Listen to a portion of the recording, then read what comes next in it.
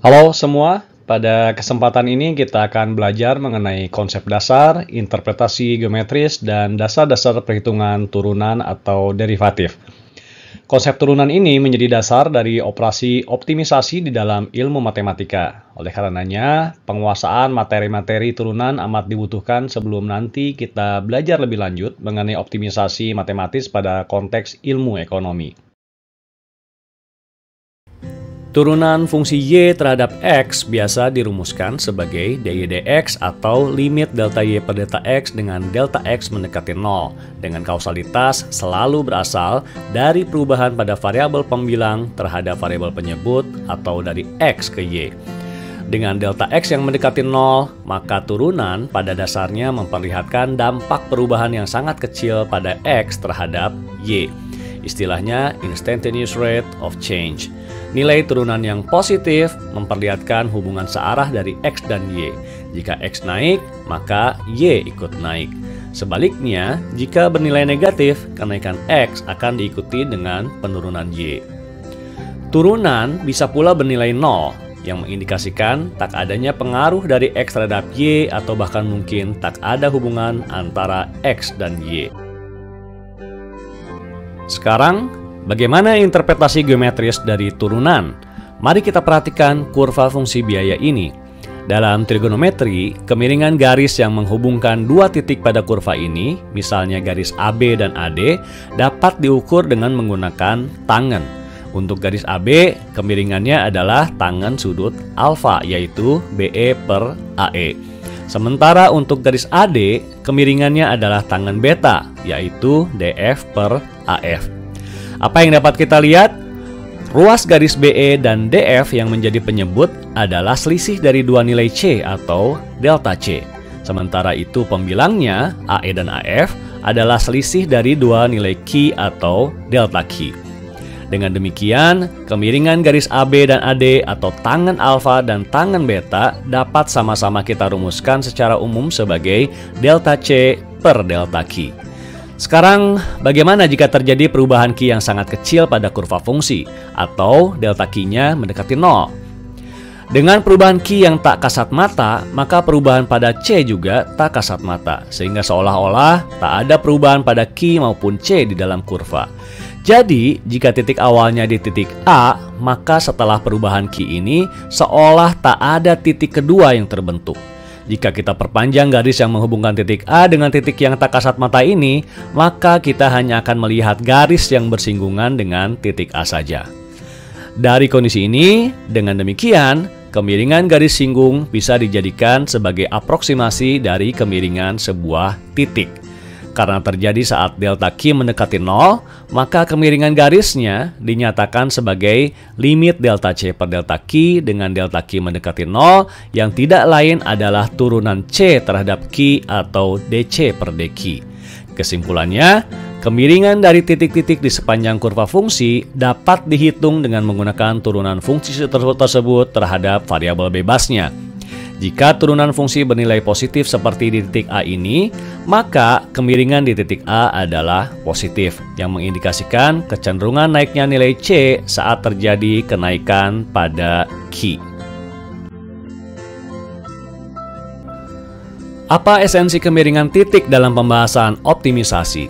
Secara geometris kita bisa melihat titik maksimum atau titik minimum relatif selalu memiliki garis singgung yang mendatar, yaitu saat kemiringan atau turunan pertama fungsinya sama dengan 0.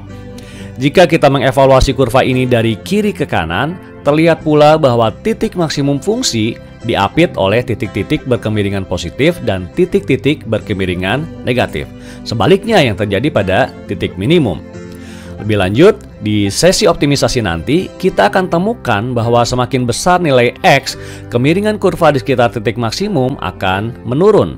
Karena kemiringan kurva ini adalah turunan pertama fungsi, yaitu dy per dx, maka pengaruh dari kenaikan X terhadap dy dx tidak lain adalah turunan kedua fungsi, yaitu dy dx per dx, atau sederhananya dituliskan sebagai f double prime x.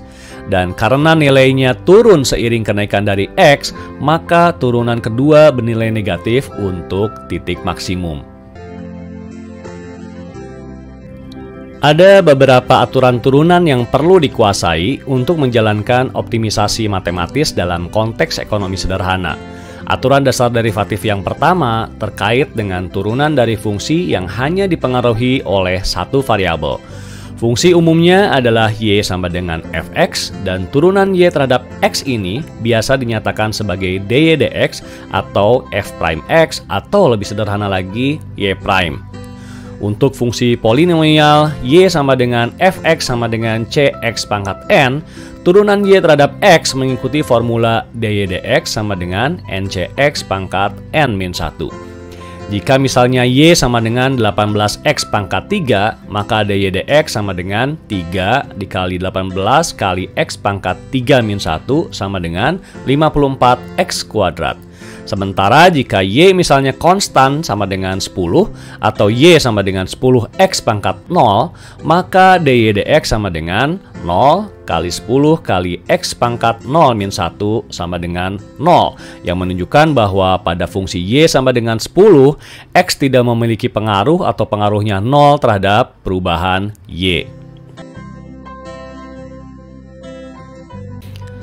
Bagaimana jika y sama dengan 2x plus 3x kuadrat atau x-nya muncul di dua tempat? Kita bisa tuliskan fungsi ini sebagai y sama dengan u plus f, di mana u sama dengan 2x dan v sama dengan 3x kuadrat. Jadi seolah-olah dalam fungsi y ada dua fungsi lain yang sama-sama dipengaruhi oleh variabel x. Penyelesaiannya sederhana. Turunan y terhadap x adalah penjumlahan turunan u dan turunan v terhadap x. Atau bisa kita tuliskan y prime sama dengan u prime tambah v prime. Sehingga hasilnya adalah 2 plus 6x. Sekarang misalnya x muncul di dua tempat lagi dalam fungsi y, tapi dalam bentuk perkalian seperti ini. Mirip dengan sebelumnya, kita bisa tuliskan y sama dengan uv. Untuk model persamaan ini, turunan y terhadap x bukanlah u prime v prime, melainkan u prime v plus v prime u. Jadi dalam kasus kita ini, karena u prime sama dengan 2 dan v prime sama dengan 12x kuadrat, maka y prime sama dengan 2 dikali 4x pangkat 3 plus 1 tambah 12x kuadrat kali 2x sama dengan 32x pangkat 3 plus 2. Untuk y sama dengan u per v, rumus yang harus diingat adalah ini. Y prime sama dengan u prime v min v prime u per v kuadrat. Bisakah Anda selesaikan turunan dari fungsi ini? Silahkan dicoba. Hasilnya adalah y prime sama dengan 2 minus 1 per 2x kuadrat. Aturan dasar turunan fungsi y sama dengan fx terakhir adalah aturan rantai atau chain rule. Contoh fungsinya adalah y sama dengan 2x plus 1 pangkat 8. Turunan y terhadap x tak dapat diturunkan menggunakan aturan-aturan turunan sebelumnya secara langsung. Namun, seperti pada kasus sebelumnya, fungsi ini bisa kita sederhanakan menjadi y sama dengan u pangkat 8 dengan u sama dengan 2x plus 1. Nah, bagaimana x bisa mempengaruhi y? Dari yang kita tuliskan di sini, terlihat x mempengaruhi y melalui u. Pengaruh x terhadap u adalah du dx, sementara pengaruh u terhadap y adalah dy du. Dengan demikian, pengaruh x terhadap y dapat dirumuskan sebagai berikut. Secara matematis, jika kita coret 2 du dalam persamaan, hasilnya adalah dy dx. Jika persamaan turunan ini kita interpretasikan, persamaan tersebut menunjukkan bahwa x mempengaruhi u dan u mempengaruhi y, dan inilah yang disebut sebagai aturan rantai. Kembali ke fungsi kita tadi, maka dy dx sama dengan 8u pangkat 7 dikali 2, sama dengan 16 dikalikan dengan 2x plus 1 pangkat 7. Jadi, aturan dasar turunan untuk fungsi dengan satu variabel yang telah kita pelajari meliputi aturan dasar turunan polinomial, aturan turunan fungsi penjumlahan, aturan turunan fungsi perkalian pembagian, dan chain rule. Ini wajib dikuasai. Aturan dasar turunan lainnya yang perlu dipahami adalah terkait dengan fungsi yang memiliki lebih dari satu variabel. Jika sebelumnya fungsi kita adalah y sama dengan fx, maka sekarang kita dihadapkan misalnya dengan fungsi y sama dengan fx1, x2. Kita ingin mencari tahu bagaimana pengaruh x1 terhadap y atau pengaruh x2 terhadap y. Pengaruh x1 terhadap y bisa dinyatakan dengan do y do x1, sedangkan pengaruh x2 terhadap y bisa dinyatakan dengan do y do x2. Tanda do di sini mengindikasikan turunan parsial y terhadap x1 dan x2. Turunan parsial do y do x1 menunjukkan pengaruh x1 saja terhadap y dengan menganggap bahwa x2 tidak mengalami perubahan atau konstan. Sebaliknya, turunan parsial do y do x2 memperlihatkan pengaruh x2 terhadap y dengan menganggap x1 konstan. Perhatikan, misalnya dalam fungsi y sama dengan 2x pangkat 3, konstannya adalah 2. Apa turunan y terhadap x? 3 pada pangkat x ini dikalikan 2 sebagai konstan, kemudian dikalikan x pangkat 3 min 1. Hasilnya dy dx sama dengan 6x kuadrat.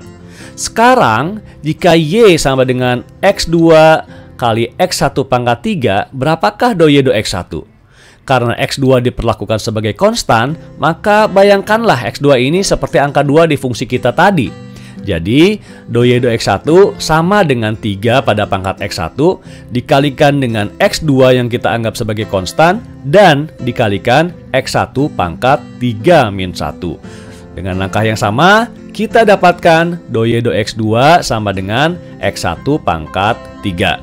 Di sini kita kalikan 1 pangkat dari x2 dengan konstan yaitu x1 pangkat 3 dan terakhir dikalikan dengan x2 pangkat 1 min 1 atau 1. Bagaimana jika sekarang kita ingin mengetahui pengaruh x1 dan x2 terhadap y? Nah, kita kini berkenalan dengan konsep bernama diferensial total.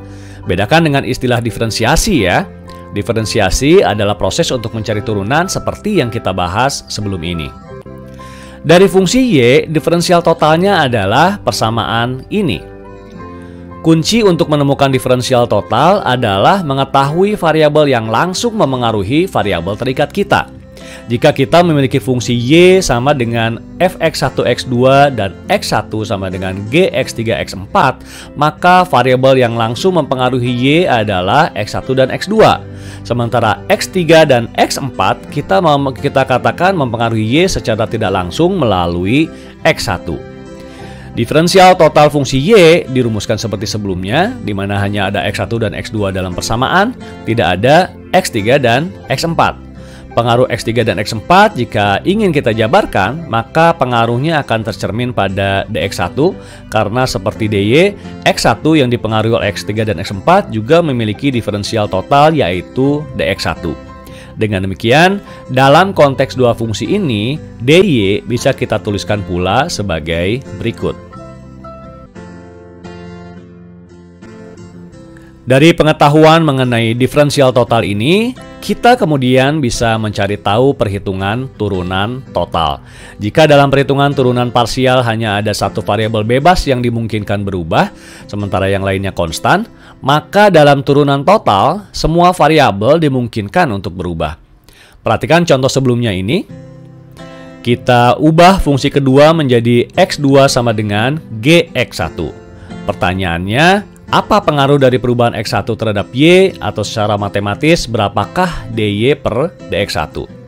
Secara visual kita tahu bahwa x1 memiliki pengaruh langsung terhadap y karena y adalah fungsi dari x1 dan x2.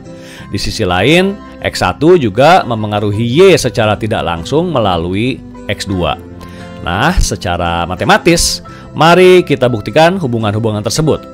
Kita mulai dari diferensial total fungsi y sebelumnya ini. Dengan adanya fungsi x2 yang dipengaruhi x1, kita bisa gantikan dx2 dengan dx2 dx1 dx1. Saya tidak menggunakan notasi do di sini karena x2 hanya dipengaruhi oleh satu variabel, yaitu x1. Selanjutnya, karena kita ingin mencari tahu dy dx1, maka kita bagi seluruh ruas persamaan dengan dx1, sehingga persamaan kita menjadi seperti ini. Dan berikut ini adalah hasil akhirnya. Tampak di sini pengaruh langsung x1 terhadap y diwakili oleh turunan parsial do-y do-x1, sementara pengaruh tidak langsungnya diwakili ekspresi aturan rantai ini yang menunjukkan bahwa x1 mempengaruhi y melalui x2.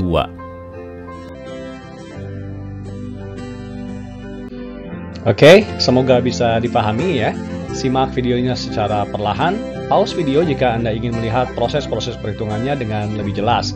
Lalu coba ikuti dan berlatih mengerjakan soal-soal lainnya. Dalam konteks yang lain, mungkin fungsinya bisa bermacam-macam bentuknya. Dan variabel pun, terutama dalam konteks ekonomi, mungkin tak lagi dengan notasi Y dan X, tapi notasi yang lain. Meski begitu, aturan besar turunan tetap sama, jadi pastikan untuk dapat menguasainya. Demikian, sampai jumpa pada topik optimisasi di video selanjutnya.